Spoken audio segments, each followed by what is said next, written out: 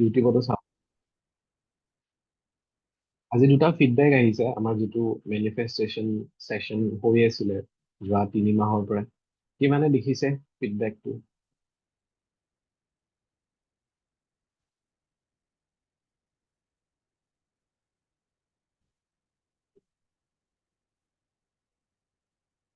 ঠিক আছে, তো আপোনালোকৰো যাতে তেনেকুৱা ফিডবেক আহে, মাইণ্ডটো যাতে অকণমান খোলে। ফাৰ্ষ্ট ফিডবেক এইটো আছিলে।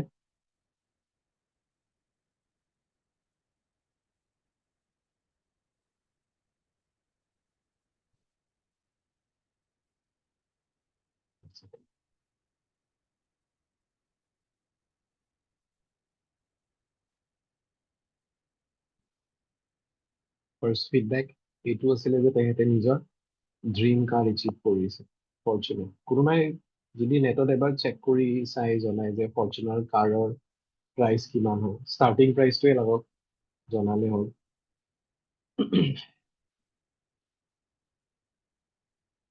চেক কৰি চাব এবাৰ আমি কিমান প্ৰাইচ হয় ফৰ্চুনাৰ। টপ মডেলটো নহ'লেও এটলিষ্ট আমি বেচিকৰ পৰাই ধৰি লৈছোঁ। গুগল কৰি চাব ফৰ্চুনাৰ গাড়ী 50 লাখ টকা। ঠিক আছে, নেক্সট ফিডবেকটো কি আছিলে? বেছ মডেল 34, তো 34 35 আৰু টেক্স মিলাই এইবোৰ এনেও 40 ক্ৰছ কৰিব, তথাপিও বাৰু একদম মই 35 বুলিয়ে ধৰি থৈ দিছোঁ। ঠিক আছে, 35 লাখৰ গাড়ী প্লাছ 35 প্লাছ আছিলে। আৰু এইটো আছিলে যে তেখেতৰ ল'ৰাই যিখন ড্ৰিম ইউনিভাৰ্চিটি আছিলে, তো সেই ড্ৰিম ইউনিভাৰ্চিটিত তাতে পাই গৈছে বি ডিজাইনিং। ৰাইট, তো মোক এইটো কথা কওক যে গাড়ীখন এক্সিষ্ট কৰিছিলে ইউনিভাৰ্চত, একচুৱেলি গাড়ীখন আছে, এনেকুৱাতো নহয় যে কৰবাৰ আকাশৰ পৰা টপকি পৰিছে। এক্সিষ্ট কৰিছিলে, গাড়ীখন আছিলে, বাছ তেখেতৰ লাইফত তেখেতে সেই বস্তুটো আনি লৈছে। ইউনিভাৰ্চিটিখনো ছেইম, এক্সিষ্ট কৰিছিলে ইউনিভাৰ্চিটি, সেই ইউনিভাৰ্চিটিখন তাতে আছে, বহুতে হয়তো এপ্লাই কৰে, বাছ তেখেতৰ ল'ৰাটো পাই গ'ল তাতে। মানে কি হৈছে তাতে? যদি আপোনালোকে লৈ সিদিনাখন ক্লাছটো এটেণ্ড কৰিছিল, তাৰ মানে কি হৈছে?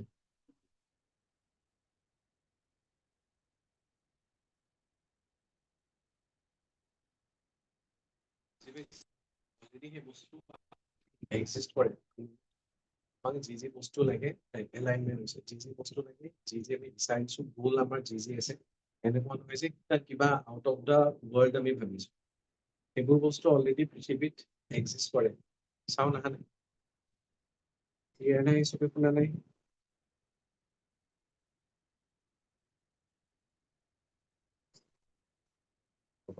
ৰ'ব, অ'কে।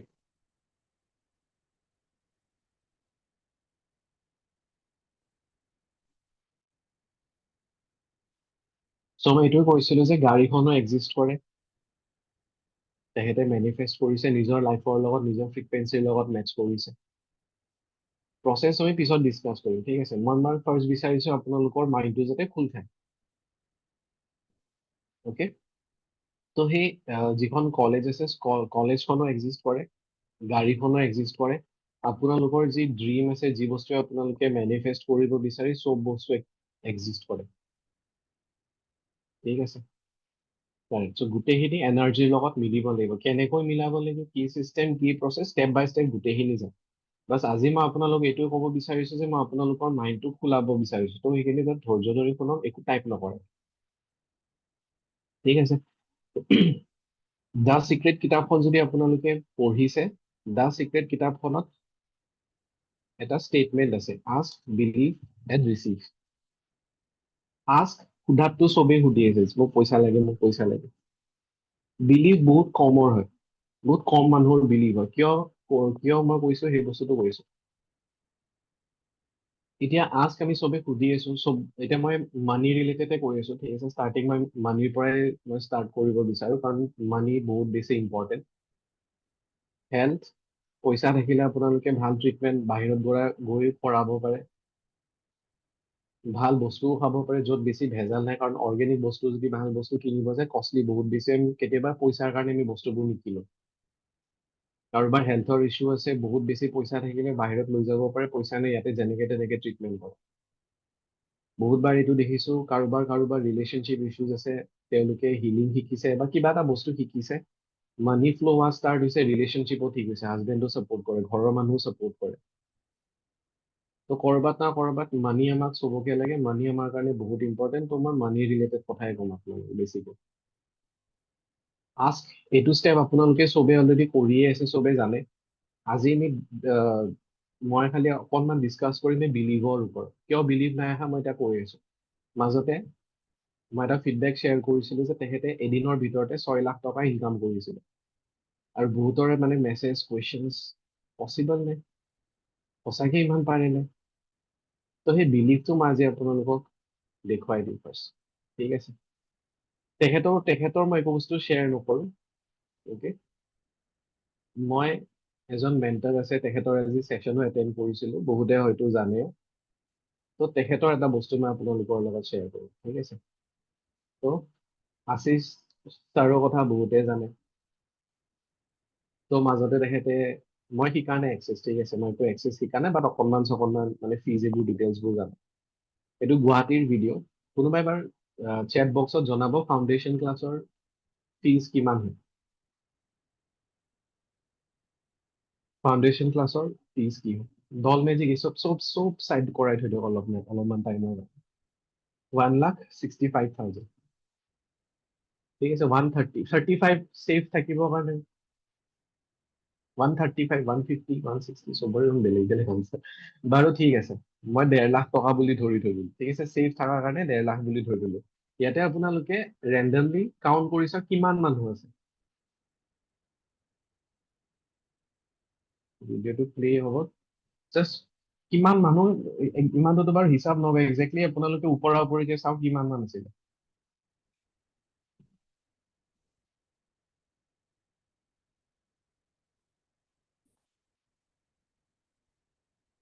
100ৰ আপ আছিলে, বাট তথাপিও যিসকলে ধৰক তাতে যোৱা নাই, দেখা নাই, যোনে এতিয়া জাষ্ট ছেশ্যনটো এটেণ্ড কৰিছে, মে বি ইউটিউবতো চাব, কিমানজন মানুহ আছে?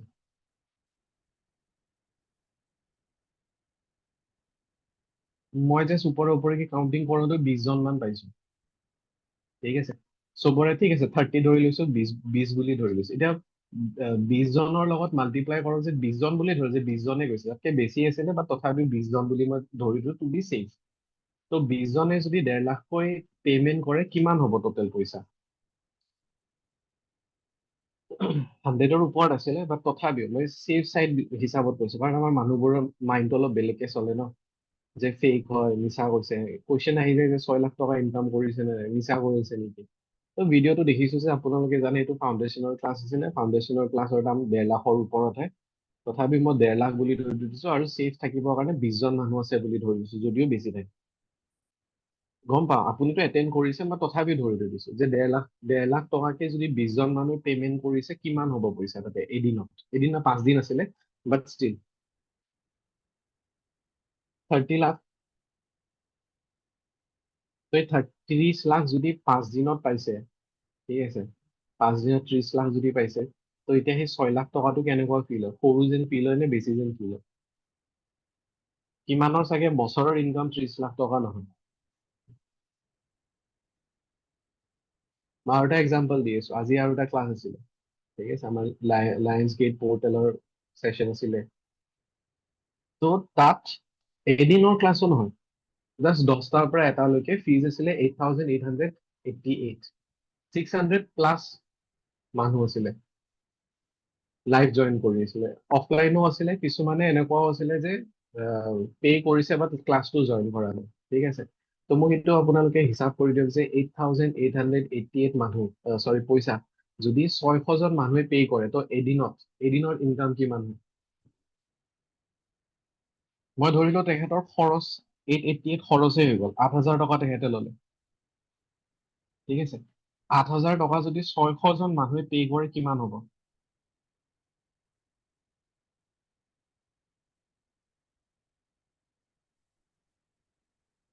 53,32,880, চৰি 32,800 53 lakhs খৰচ মই ধৰি লওক খৰচো বহুত হৈছে মানুহক খুৱাইছে কিবা কিবা কিবি হৈছে তো এদিনত 50 লাখ তেখেতে যদি অহা মাহতো এটা ক্লাছ দিয়ে যদি অহা মাহতো ক্লাছ তেতিয়াও তেনেকুৱা হ'ব তো 2 মাহত 1 কৰোৰ টকা তো পইচা এক্সিষ্ট কৰে পইচা আছে 600জন মানুহে যদি 8,000 টকা দি আছে তো মানি এক্সিষ্ট স্কেৰচিটি অভাৱ ক'ত আছে সেই স্কেৰচিটিটো ক'ত আছে মাইণ্ডছেটত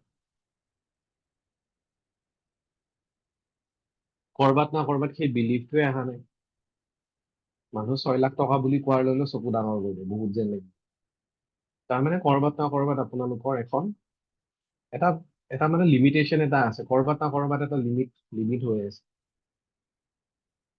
যে মই ইয়াতকে বেছি ইনকাম কৰিব নোৱাৰো মোক ক্লাইণ্টে ইমানখিনি পইচা দিব নোৱাৰে মই নিউমেৰলজি 200 টকাত চাওঁ তেতিয়াহে আহিব 200 টকাৰ ওপৰত যদি মই দিওঁ তেতিয়া ক্লাইণ্ট নাহে এই 8,000 টকা দিয়া মানুহবোৰ ক'ৰ পৰা আহে মানুহ পে কৰিব ৰেডি আছে বুজি পাইছে খুলিছে অকনমান যোনে নাভাবে তেওঁলোকৰটো ফুল মানে সেই ফ্ল'টো হোৱাত হৈ যায় বুজি পাইছে চবে লিমিটেশ্যনটো ক'ত আছে I M A money magnet বুলি কৈ থাকিলে নহব মানি মানি comes to me I love মানি যেতিয়ালৈকে ইয়াৰ পৰা বস্তুটো খোল নাখায় তেতিয়ালৈকে মানি ফ্ল' নহয় কোৱালিটিও থাকিব লাগিব কাৰেক্ট